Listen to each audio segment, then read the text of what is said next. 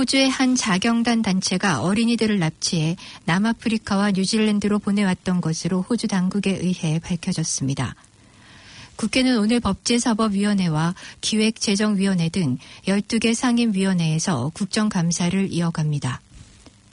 사우디아라비아 외무장관이 사우디 언론인 피살 사건과 사우디 왕세자는 무관하다고 주장했습니다. 이상은 이 시간 주요 뉴스입니다.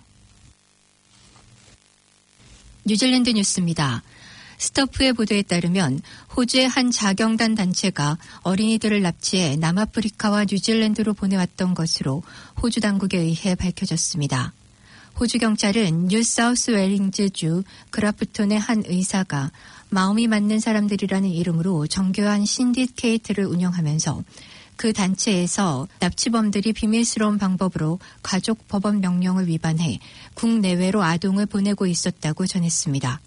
경찰은 또한 프리멘틀, 타스마니아, 뉴질랜드 또는 남아프리카로 납치한 아동을 보낸 데 사용된 요트를 확인했습니다. 최근 납치됐던 3명의 어린이는 호주 연방경찰에서 안전하게 보호되고 있습니다. 호주 경찰은 더 많은 실종 아동의 가능성을 배제할 수 없다며 추가 정보를 가진 사람들은 경찰에 신고할 것을 당부했습니다. 해변의 인명구조요원들이 지난 주말부터 해변 순찰을 시작했습니다. 지난해 뉴질랜드에서는 105명의 사람들이 익사했으며 그중 92명은 예방이 가능했던 것으로 알려졌습니다. 익사사고는 뉴질랜드의 사망사고 원인 중 3번째입니다. 서프라이프 세이빙 뉴질랜드의 앨런 먼디 씨는 시민들에게 인명구조원과 협력해 조언을 듣고 그들의 안전정보를 따라야 한다고 말했습니다. 그리고 그것은 정말로 간단하다며 수영이 가능한 바다이더라도 깃발 사이에서 수영을 하거나 혼자 하는 수영은 삼가해야 한다고 덧붙였습니다.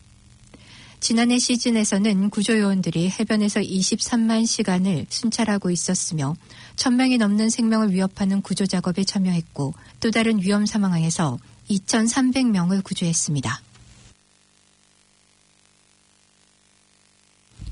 먼바다 태평양에서 상어에 부착했던 발신기가 엔젯 해안에서 발견됐습니다.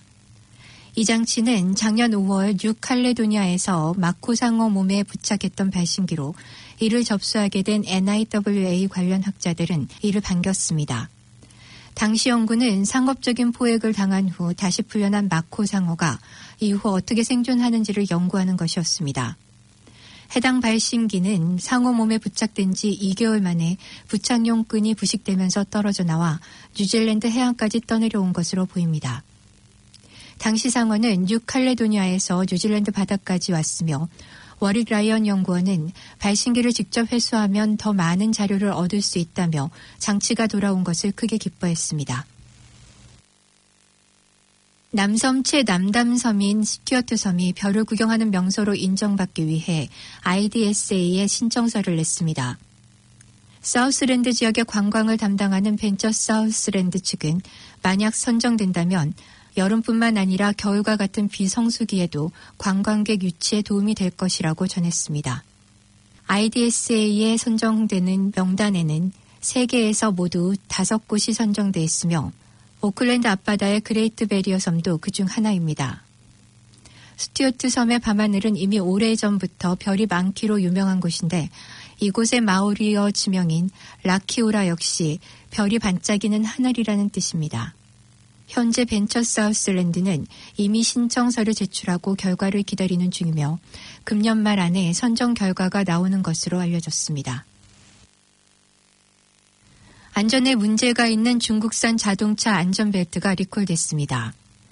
지난 20일 교통국이 발표한 바에 따르면 문제의 안전벨트는 중국의 창조 회사가 제조해 비즈니스 벤처스 리미티드가 수입한 것으로 되어 있습니다.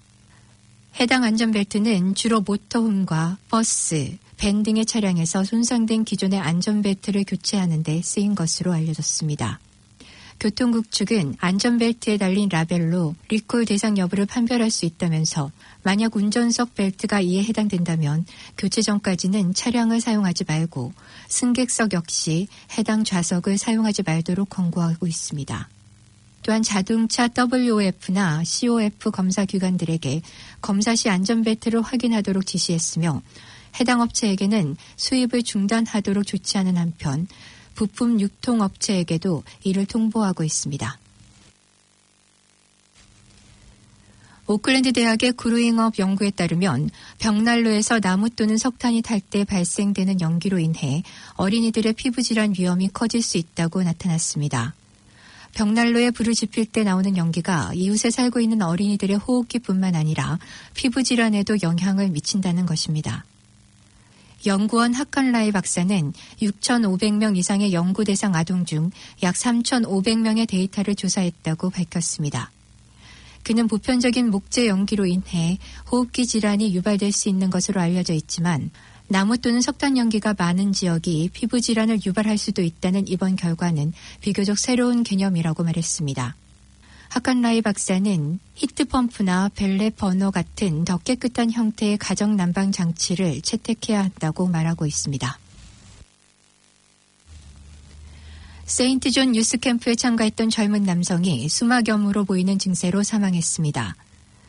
오클랜드 지역 공공보건서비스에 따르면 하우라키만의 모투 타프 섬에서 열린 세인트 캠프에 참가 중이던 한 남성은 수막염으로 인해 오클랜드 시티 병원으로 옮겨졌으나 지난 20일 토요일 밤 사망했다고 전해졌습니다.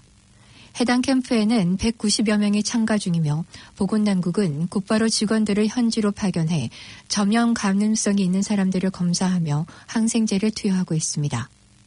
보건당국은 수막염이 환자와 아주 밀접하게 접촉해야만 전염되기 때문에 다른 참가자들에 대한 감염 위험은 그리 크지 않다고 밝히고 있습니다. 수막염 증세는 독감 초기 증세와 같지만 급속히 상태가 악화되며 진단이 매우 까다롭다면서 만약 열이 나고 두통과 구토, 발진, 그리고 목이 뻣뻣해지는 증상 등이 나타난다면 이 질병을 의심하도록 조언하고 있습니다.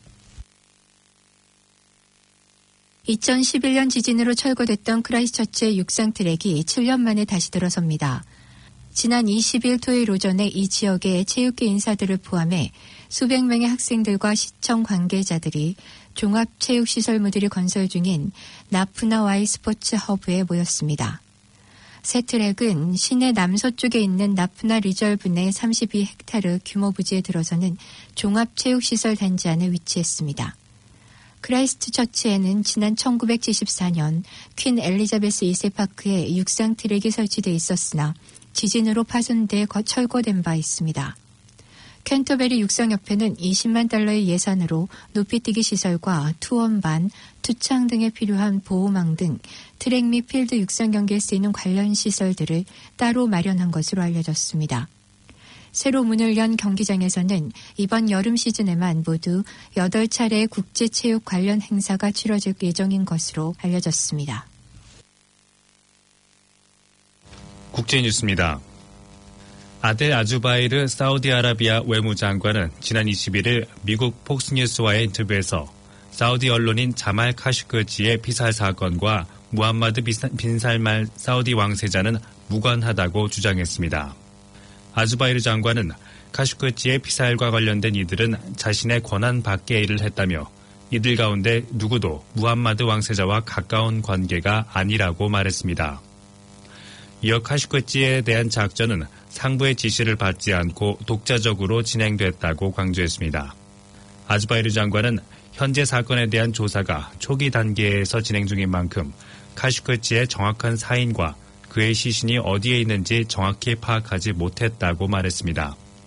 사우디 검찰은 카슈거지 피살 사건과 관련된 용의자 18명을 체포해 조사하고 있다고 밝혔습니다. 요르단이 1994년 평화협정으로 이스라엘에 빌려준 국경 토지를 되돌려받겠다고 통보했습니다. 요르단 국왕 압둘라 2세는 현지 시간으로 21일 평화협정의 바쿠라와 구마르에 관한 부속 조항의 적용을 끝내겠다고 이스라엘에 통지했다고 국영 페트라 통신이 전했습니다. 요르단은 1994년 이스라엘과 평화협정을 체결하면서 북서부 바쿠라와 남부 구마르 토지 사용권을 이스라엘에 부여하는 내용을 협정의 부속 조항에 담았습니다. 압둘라 국왕은 오늘 이스라엘의 요르단 결정을 알렸다면서 바쿠라와 구마르는 요르단의 땅이고 앞으로 요르단의 것으로 남을 것이라고 강조했습니다. 한편 벤야민 네타냐후 이스라엘 총리는 양국 간 합의에 따라 두 지역을 되찾을 권리가 있다며 임대 종료 통지를 받은 사실을 확인했으며 현재 합의를 연장하는 방안에 관해 협상을 시작할 것이라고 덧붙였습니다. 요르단에서는 최근 이스라엘의 강경한 예루살렘, 팔레스타인 정책으로 양국 간 평화협정에 관해 부정적 여론이 크게 높아졌습니다.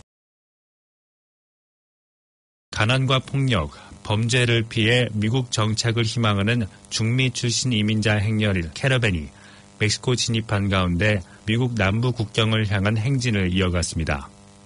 현지 시간으로 지난 21일 밀레니오 TV 등 현지 언론에 따르면 온두라스, 과테말라 등 중미 출신 이민자 5천여 명은 이날 동이 트자 멕시코 남부 국경 도시인 시우다드 이달고를 출발해 다음 기착지인 타파출라로 향했습니다. 캐러밴은 세계에서 가장 살인율이 높은 온두라스를 비롯해 과테말라, 엘살바도르 등 중미 국가에서 폭력과 마약 범죄, 가난을 피해 고국을 떠나 미국을 향해 이동하는 이민자 행렬을 가리킵니다. 반이민 정책을 펴온 도널드 트럼프 미국 대통령은 연일 캐러밴을 비난하면서 군 병력을 동원해 국경을 차단하겠다고 엄포를 놓고 다음 달 치러지는 미국 중간선거의 쟁점으로 활용하고 있습니다. 캐나다에서 요즘 외국인들의 원정 출산이 논란이 되고 있습니다. 캐나다는 미국처럼 자국에서 태어난 아기에게 자동으로 시민권을 주면서도 미국만큼 입국 심사가 까다롭지 않아 중국을 중심으로 원정 출산 산모가 몰려들고 있는 상황입니다. 밴쿠버의 한 병원에서는 지난해 태어난 아기 10명 중 3명은 중국인 어머니로부터 태어났습니다. 숙소와 운전 등 원정 출산을 돕는 업체도 성업 중입니다. 하지만 주민들은 쉽게 얻은 시민권으로 무상교육 등 사회복지 혜택에 무임승차한다며 반발합니다. 내년 선거를 앞두고 정치권의 원정 출산 반대 움직임으로까지 번져가고 있습니다. 국민 5명 중 1명이 이민자일 정도로 이민자를 적극 받아들여온 캐나다에서 원정 출산 논란이 이민자 갈등으로 번지게 될지 우려가 커지고 있습니다. 브라질에서 K-팝 인기가 확산하면서 한국어를 배우려는 학생들이 갈수록 늘고 있다고 브라질 유력 일간지 에스타투 지 상파울루가 지난 21일 보도했습니다. 이 신문은 1990년대 브라질에서 스파이스 걸스와 백스트리트 보이스 등의 인기를 끌면서 영어 학습 붐이 일었던 사실을 언급하면서 지금은 K-팝과 한국어 배우기가 이를 대체하고 있다고 전했습니다. K-팝의 세계적 성공이 1990년대를 한국어 강좌와 인터넷 그룹 학습, 유튜브 등 온라인 비디오 강의로 이끌고 있다는 것입니다. 최근에는 K-팝, K-드라마 관련 행사가 많이 열리고 K-뷰티의 인지도가 높아지고 있다는 현지 언론의 보도도 나왔습니다. 앞서 대형 미디어 그룹 폴야가 운영하는 뉴스 포털 UOL은 지난 8월 말 K-팝이 브라질 학생들에게 한국 유학의 꿈을 키우는 중요한 동기가 되고 있다는 내용을 보도했습니다. 한국 뉴스입니다.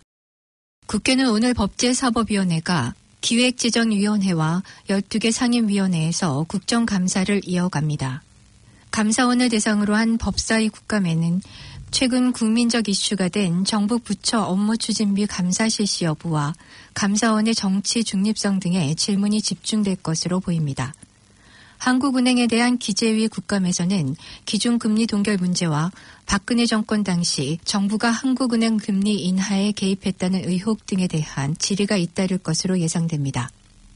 국토교통위원회의 서울시 국감에서는 박원순 서울시장의 여의도 용산 개발 보류 등 부동산 대책이 중점적으로 검증받을 전망입니다. 지난해 음주운전으로 적발된 사람만 하루 평균 500명이 넘습니다. 지난 21일 정부는 음주운전 처벌을 대폭 강화하겠다는 대책을 내놨습니다. 앞으로는 상습 음주운전자는 운전대를 못 잡는 것은 물론 차량까지도 압수될 수 있습니다. 음주운전자에 대한 무관용 방침도 바뀌었습니다. 음주운전으로 사망이나 중상해 사고 또는 3년 안에 3번 이상 적발되면 구속수사를 원칙으로 하기로 했습니다. 또 양형 기준상 음주 사망 사고는 징역 1년에서 3년이었는데 앞으로는 최고형이 구형되며 3번 이상 음주운전으로 적발되면 무조건 징역형을 구형하기로 했습니다. 박 장관은 음주운전 재판에서 상해 95%, 사망사고 77%가 집행유예로 선고되는 것을 감안해 검찰에 적극 항소할 것을 지시하고 있다고 설명했습니다. 사립 유치원 비리에 대한 파문이 커지고 있는 가운데 유치원 학부모들이 집회를 열고 사립 유치원 개혁을 촉구하고 있습니다. 학부모들은 사립 유치원 비리를 막기 위해 국가 회계 시스템인 에듀파인과 정부 유치원 모집 시스템인 처음 학교로가 도입돼야 한다고 입을 모으고 있습니다. 서울시 교육청도 처음 학교로에 참여하지 않는 유치원은 재정 지원을 차등하겠다고 나섰습니다.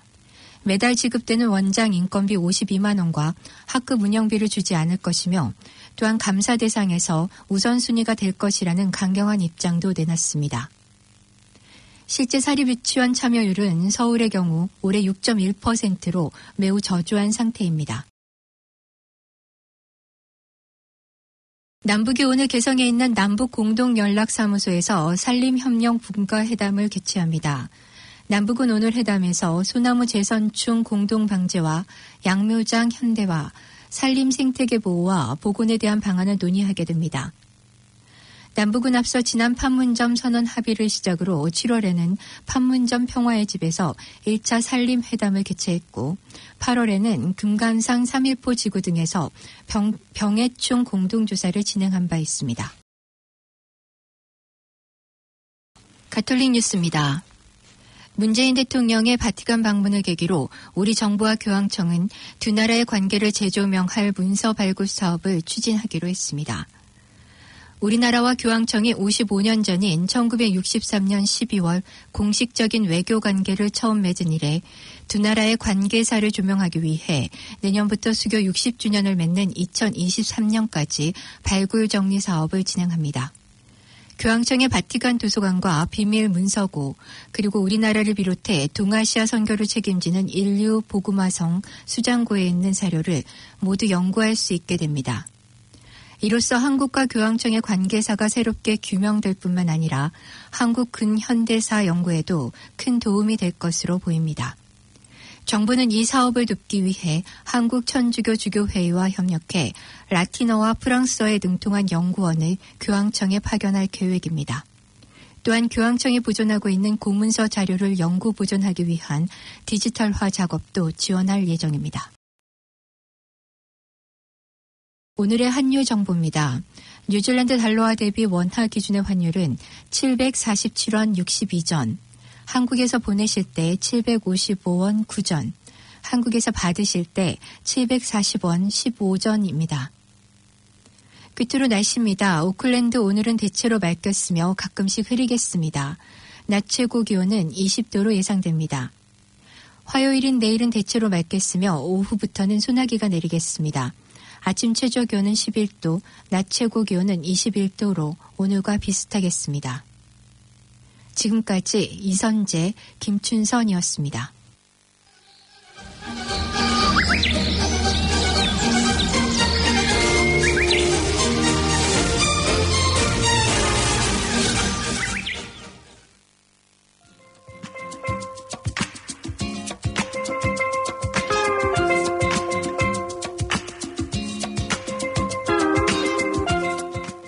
KCR 게시판입니다.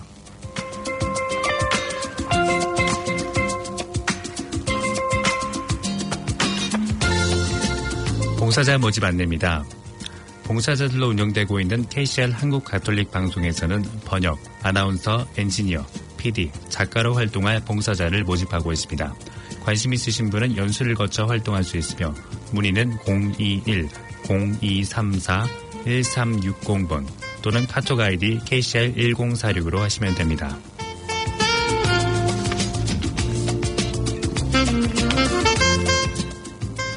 코리아 페스티벌 인 오클랜드 2018 안내입니다.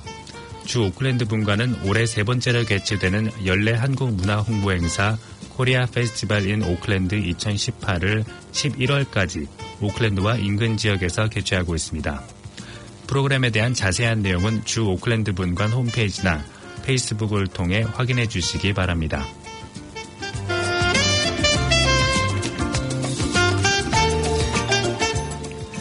CAB 랭귀지 커넥트 한국어 상담 서비스 안내입니다.